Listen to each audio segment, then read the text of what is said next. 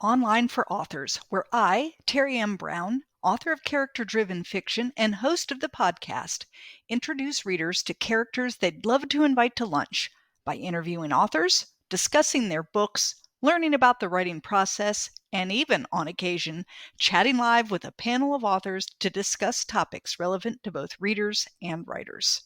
My guest today on the Online for Authors podcast is Jennifer Manocherian, author of the book Alpha Bette. Alpha Bette is Jennifer's first novel. In my book review, I stated that this is a contemporary fiction told from the viewpoint of several characters who revolve around the matriarch, Bette Gartner. At 95, Bette has lost her husband, most of her friends, and even her granddaughter.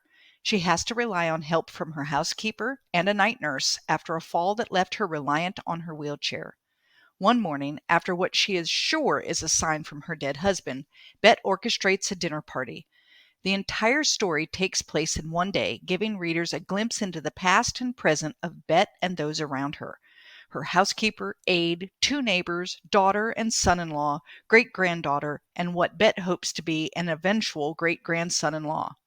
Throw in a cremated parrot, political prisoners, a spoiled puppy, a cancer scare, and a medium who Bette believes can speak to her husband George, and you have a dinner party you'll never forget.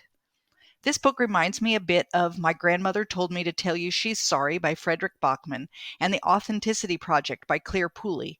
I think it's because we get into the heads of so many characters and see how they touch one another's lives. Jennifer states that people either love or hate the ending.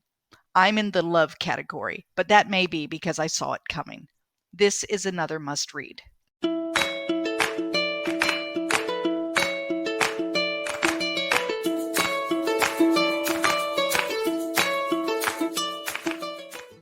Hello, today on the Online for Authors podcast, I'm chatting with Jennifer Manocherian, author of Alpha Bette.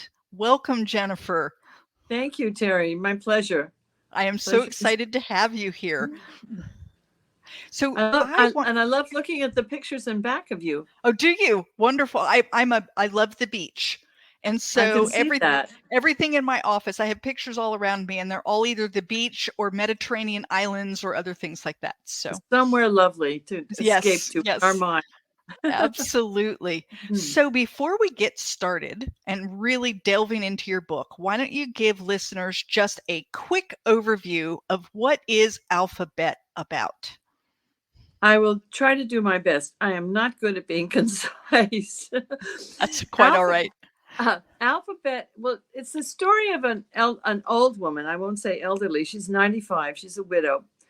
And the people around her is rather limited at her age. She has a daughter, a great-granddaughter, a housekeeper, a aide at night because she's in a wheelchair, and a couple of neighbors. And that kind of comprises her unit, so to speak. Right. And she wakes up one morning and she makes a decision to give a dinner party for this disparate group she hasn't given a dinner party in maybe 10 years. So everybody, it really kind of has everybody, what the heck, excuse me. Right.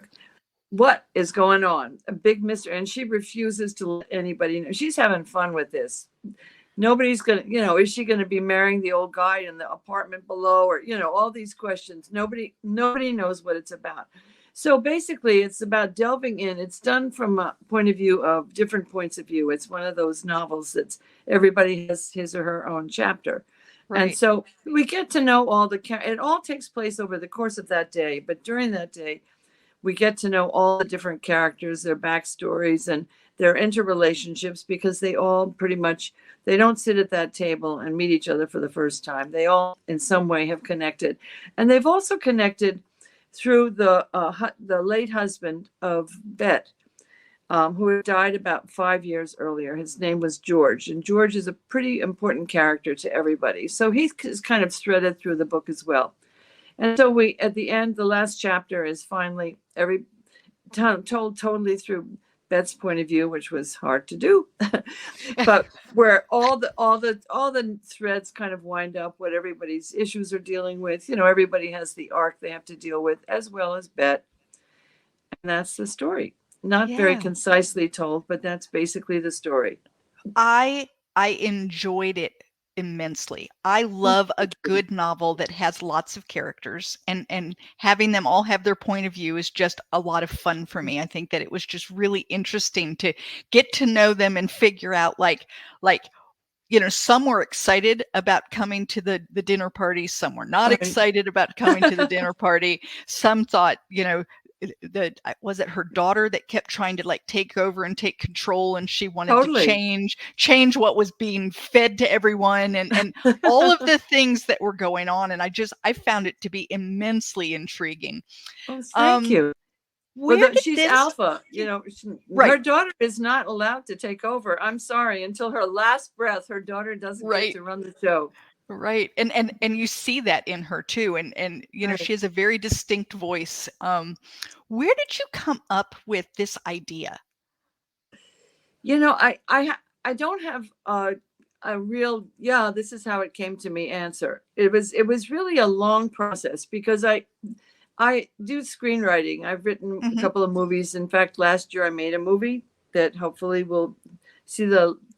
you'll see not in your multiplex, in your art house, theater house, sometime maybe in 2025. But, writing dialogue, doing that type of writing is much more natural to me. I think I'm probably good at dialogue. And so when I didn't have any idea if I even could write a novel. In fact, I didn't think I could. It didn't even occur to me. But I've always liked to write. I care about how I write. I mean, even if I'm writing a letter, people don't write letters anymore. Excuse me, I'm dating myself. That's even if I write an email, I don't write letters anymore, or a text. I care about I care about words. So a friend of mine who's a writer was leading a group at our local library. It's like 2 hours every other week. She said, "Why don't you take the class? See how it goes."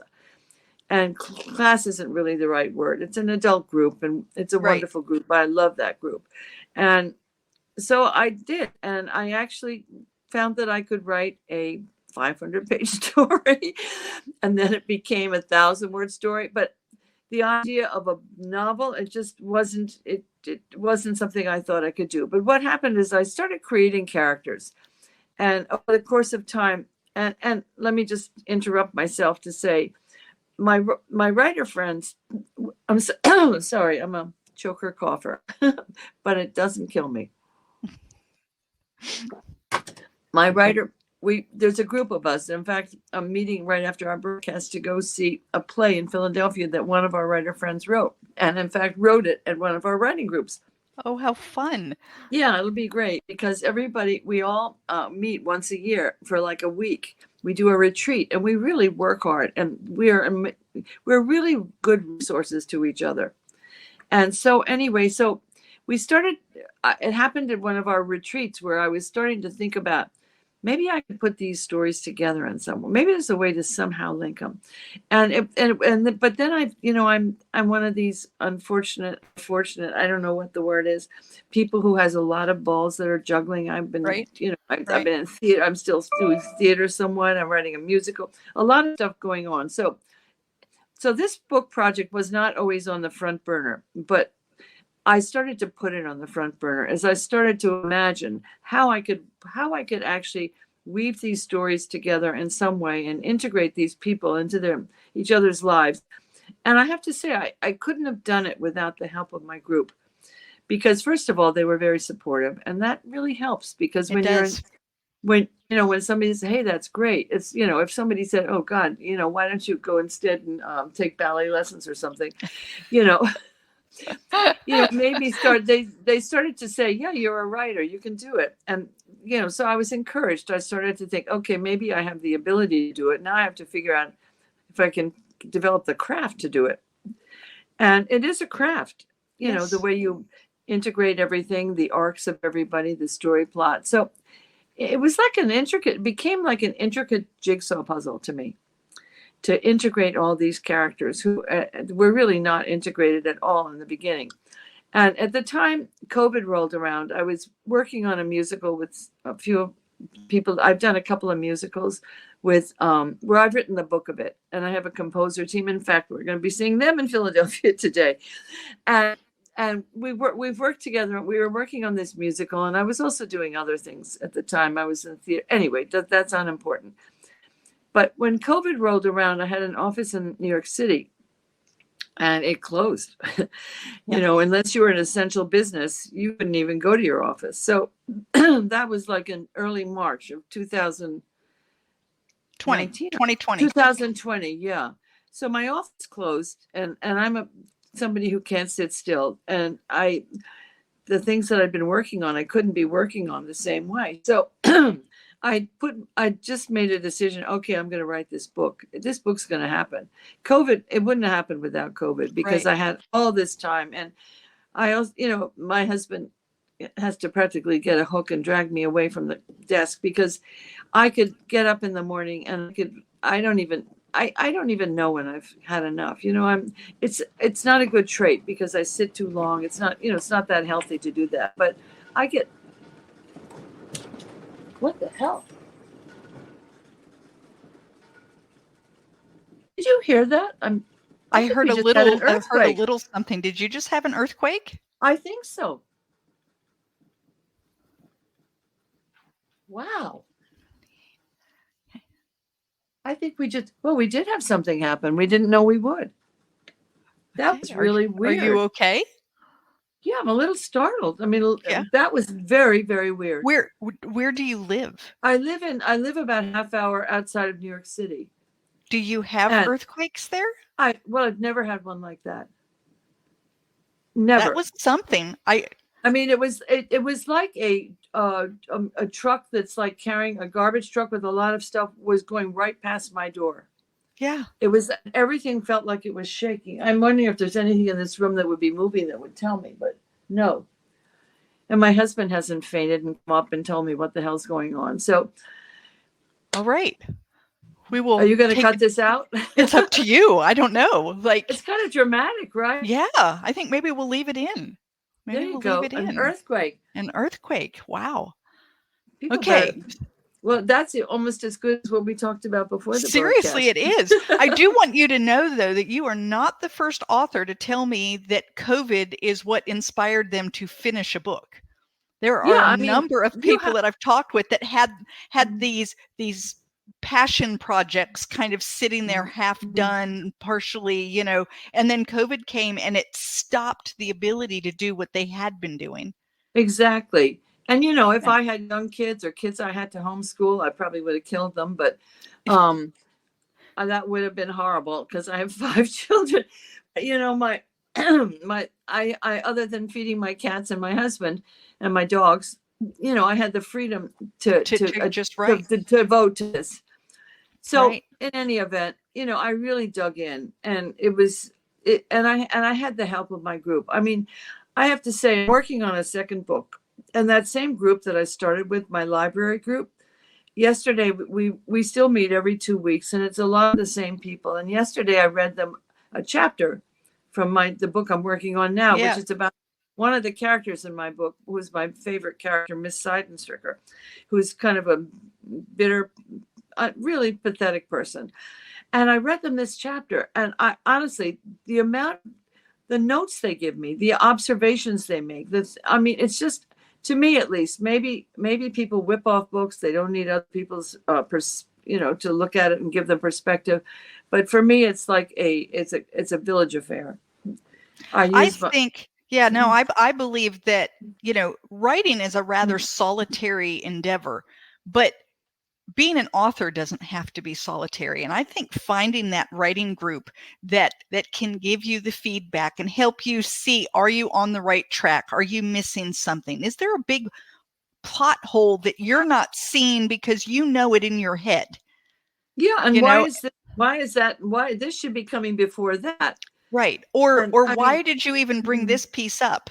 Like, is this going to matter later because it doesn't seem to matter now? And all of those things are so good to have from another perspective. So, I applaud you for finding that group. That's fabulous. You put your ego aside. If you're able, not everybody can do that. But for me, still it's my book, my characters, my plot, my story. But if I can make it better by, for example, the people in my Not in, there's the two groups I'm talking about, my library group, which is great. But they, you know, they're not all sitting and waiting for me to show them my stuff and give me feedback. Everyone, you know, I don't get an opportunity that often to do it because there's others who want to do it too. But my writing group, often some of us will write like every day online on Zoom, where we don't even talk to each other. Yeah. But you know, if something comes up, they're there. And you know, everybody is always an available resource, and it's fantastic. Yeah, and you should count yourself really lucky to have that. That is an excellent thing to be able to have when writing. Yeah, and I come from a family, we were readers and writers, and I mean, a pretty books were kind of well, of course, as a kid, I had to rebel. My sisters always told me I was adopted because I was the rebel. I didn't want to read. I kind of was like the middle sister who was like, didn't really have the same interests as the others, but I kind of got turned on in my teens, and then it never stopped. But it was, my sisters are a great resource to me. They're both great readers. I mean, my older sister, I don't think she'll listen. I don't think she'd care anyway, but she just turned 91. She's quite a bit older than I am, but you know, she's read all her life. She's just there. It's just great. It's great to have, and you know, they're going to tell you what they think. Right. Which is what you really need. Oh, totally. You know, I have a few feedback. Right. I have a few people that I know, if I just want a big pat on the back, I can hand them, and whatever I hand them, they'll say, oh, that was good. But if I want actual feedback, then I know who I need to go to as well. So absolutely. I hate feedback that's like, I don't even know if they've read the book and they're telling how wonderful it is. I mean, oh, it's just it's perfect. It's perfect. See, I'm a very direct person.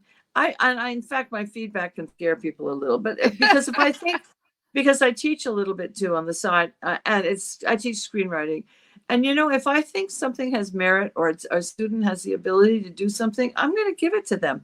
You know, I'm to make it better because that's their aim too. I'm not going to just sugarcoat it. But in any event, within my group, there was one person. She's moved on to historical novels, but she's like pumped out her 8th or 9th. I mean, it's unbelievable. She's so prolific, and she did romance novels, and her way of writing is very different from mine.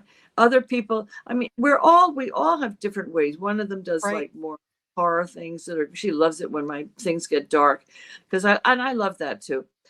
I have fun with that. But so they give you different perspectives. And one of the first types of feedback that I got, and it was from more than one person, was it reads like a play or it reads like a movie. And I thought, well, you know, obviously it does, because that's what I'm used to doing. Right. I got to learn how to be that camera. I got to learn how to take you into that room and take you into that place and see the hand move when they have the cup of coffee. And here's we have a visitor. My cat likes to visit. All right. That's good. Yes, they're my support cats. They're my comfort. And they're also the ones who put white hairs all over my clothes. So but you have this. Anyways, that's very helpful to me. Yeah, I'm sorry, but that's just. No, it's good. So, but I have to say, when I book had reached the point, I mean, I'm not going to burden people with asking them to read every draft. I mean, that's just too much. So what I did was, I think I maybe ran it past everybody twice. That was my, as far as I was concerned, the second time I was pushing it, and asking a lot, you know, because it was close to 300 pages. But then when I felt I couldn't do anymore, it was as far as I could take it, I sent it to a developmental editor. Because all the women in my group, and it is all women, but whatever, they're all published writers. And so I knew a lot, not as much as I needed to know, but a lot about the process of getting getting an agent and all of that. So I knew that if I sent it if I were able to get an agent, they would want a developmental editor. So I made a decision to do it beforehand. So whatever I would be trying to get an agent for would be, you know, really pretty good shape. But then before I actually went out to get an agent, I made a couple of attempts, and then it was a lunch I had that kind of changed my mind. And it was not just that, but it was one of my friends who's had a book that came out with Little Brown, and it took 3 years from the Yes, time it they. does. And I'm not young, and that it was. I didn't know, would I get an agent who liked my book. I think I might have been able to, but then would I want to wait that long? Would I want to give up the type of control you have to give, where you don't get to pick your cover and you don't get to pick your title? You have a voice, but not a vote, so to speak. Right. And then I heard about somebody who was a very well-known person. I don't remember who it was, but somebody who can just pick up the phone and get an agent, and Right. who had written a book and had made a decision at that time to do it with a hybrid publisher. And I thought, that's what I'm gonna do. I mean, from the time I gave, and I submitted it to the ones that were the most selective. One of them was She Writes, and another one, which I used, was Greenleaf Book Group, because they only, at least that's what they tell you, and I don't know if it's true. I hope so. They only take 15% of submissions, Mm-hmm. and then they'll take it, and then they may tell you you've got to get a developmental editor, and you've got to do all of that. So both of the places accepted me, but Greenleaf did it first, and they both felt it didn't need any work. So I had it pretty ready. You'd done when I it got up there. front, right? Yeah. So I didn't hear till She Writes until like a month after I'd already begun the process with the other. So that was that. And I really worked hard on a title, which is really hard. With an I think unknown. titles are terrible. It's like, how do you take 82,000 words and sum it up in 2 to 5? I don't even know how to do that. So, well, I having been in theater, I produced in theater for well over 30 years, and I feel like at the time I began, the newspaper was a really good source. Nowadays, it's really online, very little online marketing, but the value of a really great title that sums up what it is in very few words is amazing to me. Oh my God, I'm sorry, I'm going to interrupt us. But my friend of mine, who's actually going to be picking me up to go to Philadelphia, lives about 25, 30 miles from me. And she just asked me if I felt the earthquake. So it must have been all over. It must have been all over the county. She's like 30 miles away. Wow. All right, back to the book. Yes, it was an earthquake. And wow. you got to experience it too. I got to watch you go through it. Yeah, that was crazy. So one of the questions I have, you have this, like I said, huge cast of characters. They all have a voice. Are any of them real people, or are they just a conglomerate of people? Well, nobody is per se a real person. I would say the closest, I'm kind of, I don't know if people would call me controlling. I mean, I'm very easy to get along with, but I'm also opinionated. So am I Bette? Yeah, there's parts of me that's Bette. Yeah. And I have 5 children, and I have many grandchildren. I have 15 grandchildren, and their lives matter a lot to me. So I can really identify with Bette's need to know that everybody's kind of in good shape. Right. And on any given day, if the 20 of those people plus my in-laws are all in good shape, it's a good day. Right. It's probably an unrealistic wish in my case. Bette's family is smaller, but I think about things like that. And also, my mother's a strong influence on Bette. She's not my mother, but there's things. My mother was so. I would call her militantly independent. I mean, she was a woman way ahead of her time. She had an amazing career in the 1920s when she was in her 20s. And she was always very driven. And to the end of her life, actually, she became legally blind towards the end of her life. And I took over her checkbook, and I realized that she had a lot of money in the bank rather than, protecting it in any way to be making money. And I transferred it to a CD, and I thought, my mother's going to kill me if she finds this out. And I became so worried about it, because my mother would take a huge magnifying glass, and when the mail came, she'd look. She's going to look at that bank statement. She's going to see what I've done. So I told her about it, and she was a little angry. But I took the CD, I paid the penalty, I put it back in her bank account. So she was really, really strong. Yeah. So she was and that wheelchair. Yes, my mother didn't have to be in a wheelchair, and it was very much like Bette. She had had a couple of falls, and she became afraid of falling. And because she was so afraid of falling, she stopped walking. And your muscles atrophy if you don't walk for a Exactly. while. So even if she Exactly. wanted to, she couldn't have. So she finally, and it was really interesting because my parents both lived into their mid-90s. And my father, he died at 95, and my mother lived 2 years longer, but she died at 94. But anyway, you get the Right. math. Yeah. But she wanted to, my mother, after Daddy died, can you believe me at my age? I called my father Daddy. It's a little embarrassing. I still call my dad Daddy as well. It's okay. Oh, good. All right. So after my father died, my mother decided she really wanted to be able to walk again. So she tried to get PT to do it, and it didn't work. She couldn't. Anyway, so yes, she was a character. Claire, not real. I mean, if I go through each of the characters, there are qualities of it. And I'm very, very, character development is, to me, everything. Right. If you don't have good characters who you can believe, who talk in ways you can believe, who are kind of a reflection of their backgrounds and everything else, I can't even read books that aren't like that. I mean, it's just really what's important to me. I used to be, I mean, I've always been kind of a people person. I was probably born with a certain instinct to it, but it was I became a family therapist for a period of time too. So I've studied people. I've got a big family. So and in my teaching, it's like all about character. Just, you're going to live with those people inside your head before you put a word on paper. Exactly. And so that's basically, my characters, obviously I'm not a young Korean woman in my 30s, and I'm not an Iranian guy, but I'm married to an Iranian. So I felt I knew, and my husband's family was a Baha'i, which is a certain type of religions. Some of them were Baha'i and some were Jewish, but the ones who were Baha'i were very Baha'i. Baha'is carry like literature in their pockets to tell you about it. Forgive me if I've offended any Baha'is who are your listeners. Sure it's a great religion. It's a wonderful religion. It's very ecumenical, which is what I believe. But I know about that. I know about what goes on.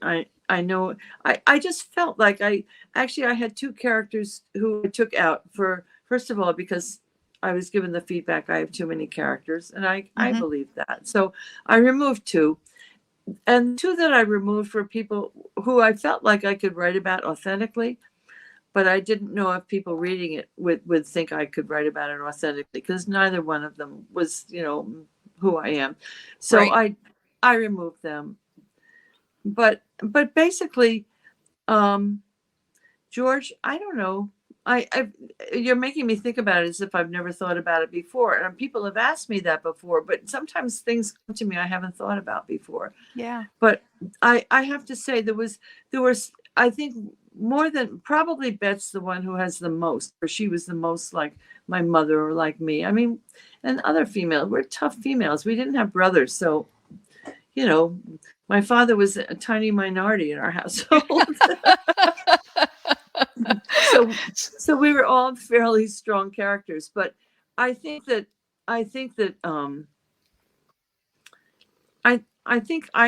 all probably believable, but more than the characters themselves, I think that what I took were certain incidents that had happened in my life. Yeah. For example, my mother had once rolled her wheelchair somewhere where she got stuck. I don't want to say too much about the story, but she had that incident where she spent the night in her wheelchair. My mother was funny. I'm sorry, this is almost like a digression, and I didn't put this in the book, but my mother, one time, she used to have her door open all day, and she was blessed with having 3 of her grandchildren live in the same building, and her great-grandchildren. So the kids would come in with their children and just pop in and out, and so she would have visitors. But so one day I go into the apartment and I go into the kitchen, and before the kitchen there's a pantry, and I see 2 legs sticking out, like, in The Witch of Oz, where you see the witch, and then my mother's legs, and I'm thinking, oh my God, my mother's dead in the kitchen. And my heart stopped. And then I kept going. I go into the kitchen and I see my mother lying on the floor, and she's looking at her TV that's up there, and she's figuring, well, I knew nothing was broken. I slid out of my wheelchair. I knew nothing was broken. I figured if I tried to pull myself up, I might do something.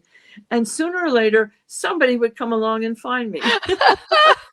So she was just hanging out and watching television. That's right. And not sweating it. She was, so that was, but there were the other incidents. There was an incident in the book that again, if anybody reads this book, and I hope they will, it's not like I'm giving away some big plot thing, but it does involve a hospital. Yeah. And somebody going to a hospital. And that was like taken right out of something that happened with my father.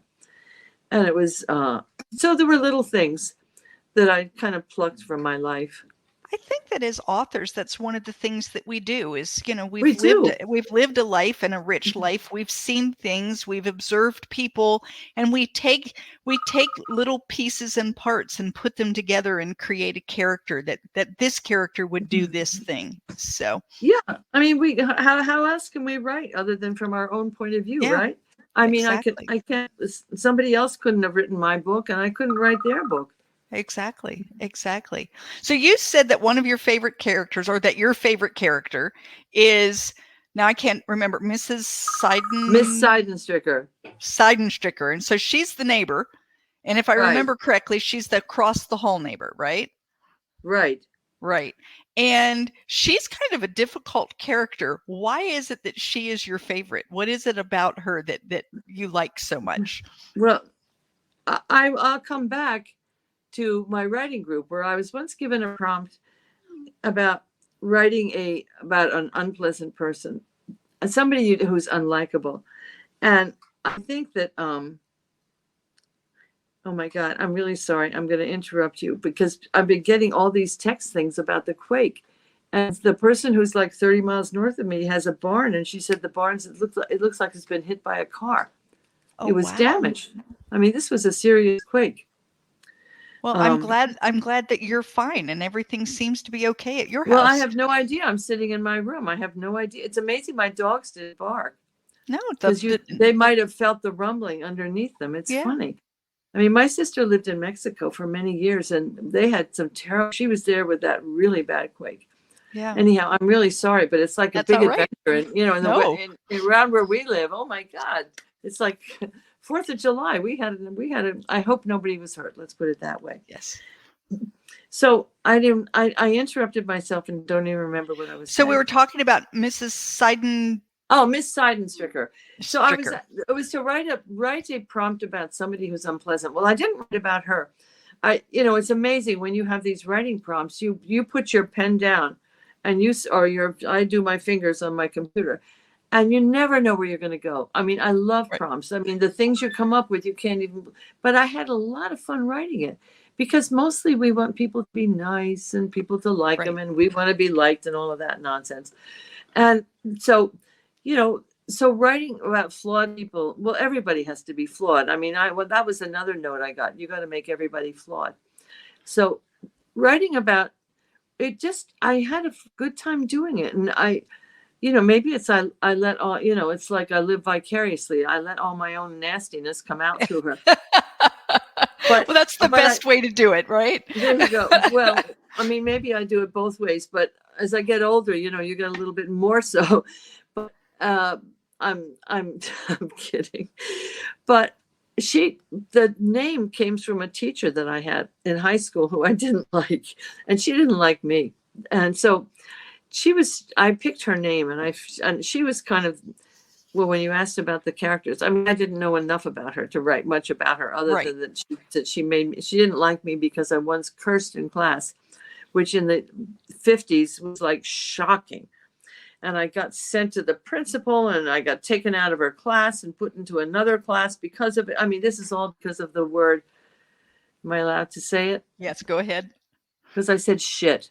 I mean, my gosh. Shocking. Can you imagine in today's world, they wouldn't even notice you said it? Oh, absolutely. I think the 5-year-olds are saying it. So in any event, I just had fun writing her. I just went away. But I also, I felt it was important to know what made her, what made her this way.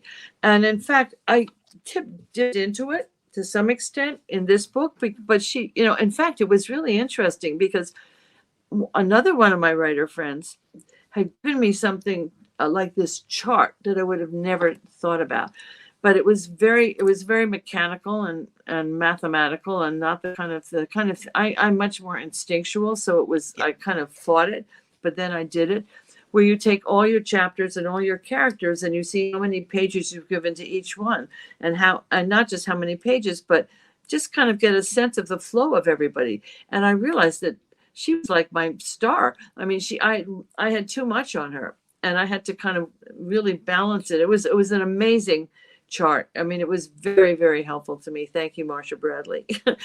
And so it really helped me. It's a very great tool to kind of look at it from that point of view, particularly when you have multiple characters. Yes. So basically what I did was, I have quite enough about her so you really understand that somehow she's been damaged in life and she's afraid of people, and she feels very judged. And when people feel judged, they judge back. It's like always looking in the window at the party and feeling an outsider. Right. Exactly. Which in a way I think is what writers are anyhow. You're always an observer. I mean, you hope to be a participant, but the ability to observe, I think, is part of being a writer. Yeah. Where everything's like everything and everyone's material. And so my second book is going to be much more about her, and where you really get to know who she is. So all that stuff that you took out, you can actually kind of put back now in some way or another. Well, maybe, but more than that, it's going to take a turn that people are not. I'm not telling anybody where I'm going. No, don't tell us where you're going. Yeah, but I'm enjoying it. I'm enjoying the process, and I'm about, I would say, 2/3 of the way through it. Fantastic. So when I look over your bio, like, you've done so many things. So I'm just gonna look here. Family therapist, divorce mediator, Broadway and Off-Broadway producer, musical writer, screenwriter, teacher. Now you're an author. Wow! First of all, like that is a life well lived. Of all of those things that you've done, what gave you the most material, do you think, to write Alpha Bette? Well, my glib answer off the top, because you just asked me that, would be all of it. Okay. Because I think, I don't think a book like I've written could be written by a young person. I don't think so either. I have a lot of life experience, and everything I've done, in different ways has informed that. Some of, like the theater, things like that, has to do to some extent with craft, understanding, right, how you structure stories, all of that. Divorce mediation, well, that's about people and relationships. Right. I mean, divorce mediation is, what people may not know is that it's about helping people. It's a very structured process. And the time I was doing, which is a long time ago, but it was like a 10-hour, that's it. It's not like therapy where you may be in for life. Right. It's got a very limited time span, and you'll have to deal with the emotions because they come into the room. I mean, no matter where people are in the divorce process, it stirs up a lot. Right. So you're going to have to use your skills as a therapist. Lawyers do it too. So good luck if they can handle but I used to feel like a policeman. It's like I had to practically stand in front of the door and not let anybody out, But so, that's dealing with relationships, with conflict in relationships as a therapist, obviously. I was a family therapist. So, I dealt with families, all the issues. And having had the family that I've had, a lot of children. Right. And another thing I can say, I wrote about characters at all different ages. And I can say, of course, I've lived all those ages. But I've also got people in my life at all of those stages. Right. I have so you're still observing. In my 30s. Yeah, grandchildren in their 20s. I'm going to be a great grandmother in a couple of months. Oh, wonderful! Congratulations. Thank you. So we have no babies in the thing, but we have. But I just have. I did Let me just think of that. No, there's no one thing that's taken me there. It really isn't. And as when you talk about what I've done, and I read about it myself, I think, wow, that person sure didn't know how to stick with anything.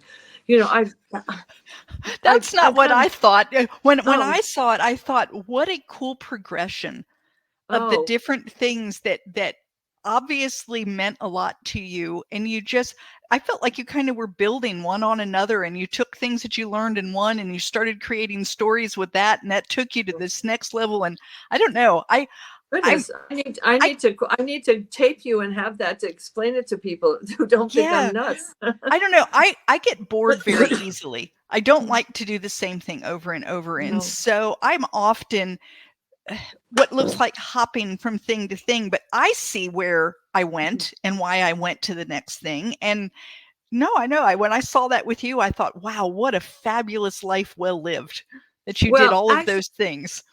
Well, you said something. One of my friends, who's a good friend of mine in graduate school, she observed about me. She said, whenever you've really taken something as far as you can take it at that time, you start to lose interest in it. It's like, I'm interested in the process.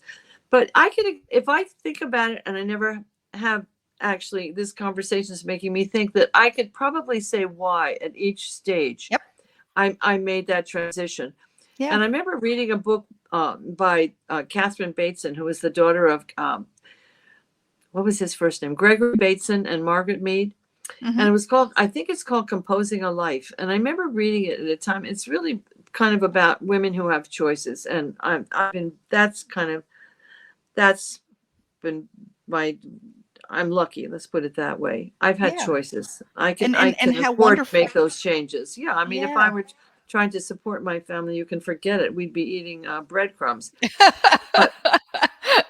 But she felt like different stages of life. Particularly if you're a mother, there's different stages of life where the different things kind of fit into your life. And in fact, if I think about it, the one thing that didn't fit well into my life, but by the time I realized it, I didn't feel like I could change it. I figured I'll just make it work and in the way that I'm able to. And that's theater producing, because I went into it really starry-eyed. And it was my younger daughter, my youngest of my five, but of my younger of my two daughters, was going to school in the city at that time. And we decided to get an apartment. I thought, you know what, and at that time, opportunity had come to me about producing something. And I just went for broke. I'm an all-in person, all in, all out. And I jumped into it, and the play didn't make it. It was it closed, I think, the same week it opened. And it's a very hard business in terms. I mean, there's a lot about it that people think are glamorous and fun, and that's true. There's a lot about it that I enjoyed, and it was a community which I liked. There's a lot of, I had made there was a lot I liked about it when it was creative, but in terms of the business end of it, you lose money for yourself, you lose money for other people. It's so hard, learning how to.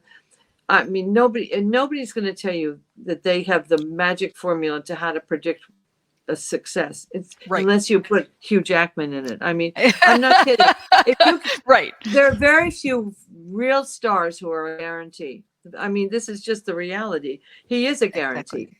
Exactly. There are very few people you may think are stars may not be box office stars. People don't think that they're going to see them in that role. So it's very, very tough business. And as tough as it is, and when 9/11 rolled around and people were afraid of coming to New York, and then COVID was a real disaster for theater.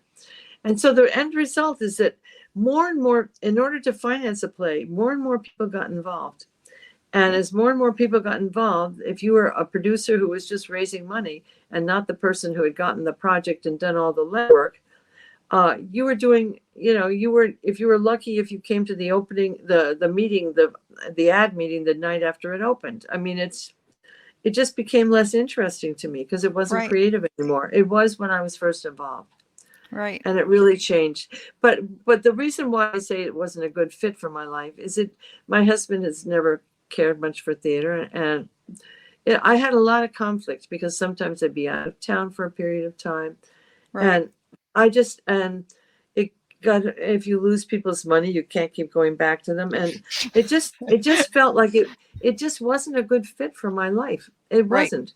But I think And we all do that too, where we think that we're jumping into something, and you jumped into it for the right reasons, which was the creativity, and you just didn't understand the wrong reasons until you got in the I midst didn't of know it. enough about Right. the business to know. I mean, I sat Right. in the office of the lead producer, and this is my part of my deal, to sit in the office and learn, be a fly on the wall.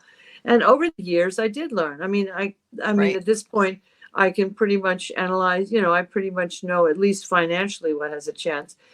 Not whether the public's going to want to see Right. it, Right. but I felt like at that point I had done PR for a time. That was in my husband's business, and I was doing it part-time as my kids were. I mean, I wanted to be everything to my kids. It's really interesting. My mother, who had been at-home mom, so to speak, but she was so involved in her work, which was, she wrote cookbooks and garden books, and ultimately she ran a cooking school in New York.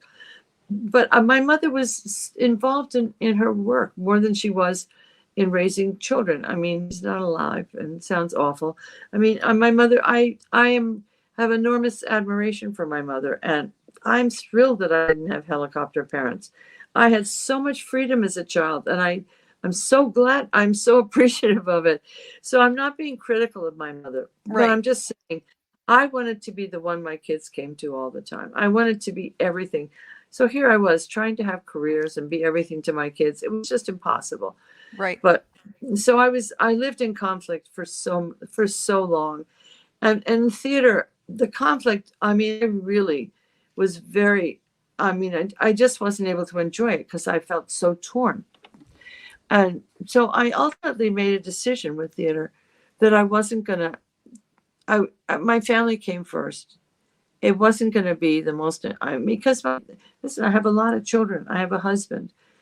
I have a commitment that was more important to me Right. than having that career. Right. And so I had to do less, and I don't think it wasn't that hard, because once the conflict was really hard, but once I made a decision, it was easier. Yeah. and then I started to find ways of being creative and doing other things. So I was filling that need. Right. And in Right. a way that I didn't have to feel conflict about it. So it became much easier. And listen, even today, oh my gosh, I'm sorry, it was my daughter telling me to have a good trip. Okay. Even today, if something comes up in my family and I have something that I have to be doing, my family's going to come first. Right. And Right. it does happen. It still does happen. Life is imperfect. I agree. Well, Jennifer, this has been an awesome conversation. I've Thank really you. enjoyed it. I can see now with this conversation, I can see a lot of you in not only Bette, but in other characters as well. I can see you. Like Miss Seidenstricker? No, I do not. I haven't seen that part, but I just feel like you have this great way of capturing characters and bringing them to the page. And so I'm so glad we were able to talk. Oh, If thank someone you. wanted to reach out to you and learn more about this book or about what you're going to be writing in the future or anything, how do they get in touch with you? Well, I have a website. It's my name. I don't know if you put this up somewhere. Yes, so it'll be in the show notes. It'll be in the show Yeah, notes. but JenniferManocherian.net, and I have a contact thing there. And Fantastic. I'm always, if somebody wants to reach out to me, I'm very accessible. I'm not going to give you my home phone number. but she will contact you back. She's very good about that. But if somebody wants to be a student in my screen, I don't have a lot of students, and in fact, I could take my writing right now. My writing this other book is my priority, and I just to throw in one other thing, and I know we're done, so I don't want to take much more time. But I'm involved in a couple of nonprofits that mean everything to me. One of them is getting young people to vote. So if any of your listeners want to hear this, it's called 18byvote.org, and they need money to get young people on the ground. and to get young people to become citizens the way we Right. were when we were kids. It's a Right. nonpartisan group, but this is our country. There's a lot at stake, a lot going on, a lot of things we have to care about.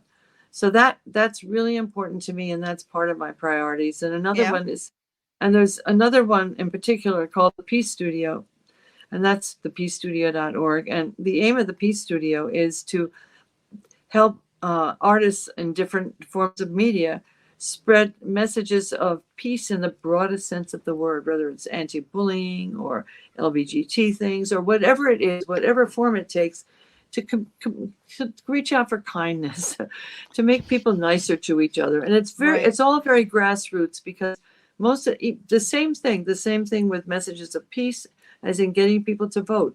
It's not Taylor Swift singing a song about it, although I hope she may have an impact, but it's reaching out into people individually and telling them, what's at stake for you? Why does this matter to you? Right. It's so grassroots. I had hoped when I got into it that it was like big strokes, and found out that the way to be effective is at a much more small level. And so 18byvote.org. They need money to hire more young people. It's all run by young people. And that's the beauty of it. They know how to reach young people. Right. Right. Well, fabulous. I love that you're so active, and that you didn't say, okay, I'm now going to be a retired grandmother. Instead, you said, look at me, I'm going to write a novel, and I'm going to be involved. And so we should all hope to grow up and be just like you, Jennifer. Oh my God. Well, I tell you, having so many children, when I started having grandchildren, I thought, well, I'm not going to be driving carpools. I'm not going to be that kind of a grandmother. So I've had to keep working in order to not have to take care of all the kids. Well, Jennifer, thank you so much for being here with me. I'm glad that this little earthquake was not bad, at least at your house, because nobody's come running up to tell you. Here's the news. Strong earthquake in New Jersey rattles the Northeast. So New Jersey must have been where the epicenter is. Okay. Well, we'll learn more about it. It just came in on AOL. All right. So thank you. And everyone, if you want to reach out to Jennifer and find out more about her books, you can go to her website, and that's in the show notes. And good luck with what you're writing currently. I can't wait to find out more about this next book. Well, it's a pleasure talking to you. You're a very nice, positive person, and you've said so many things that I can quote. You've got to be my mentor. All right. Well, you have a great day, Jennifer. Thank you. You too. Thank you for listening to Online for Authors, where I, Terry M. Brown, author of character-driven fiction and host of the podcast, introduce readers to characters they'd love to invite to lunch. Tune in next Tuesday for another podcast episode.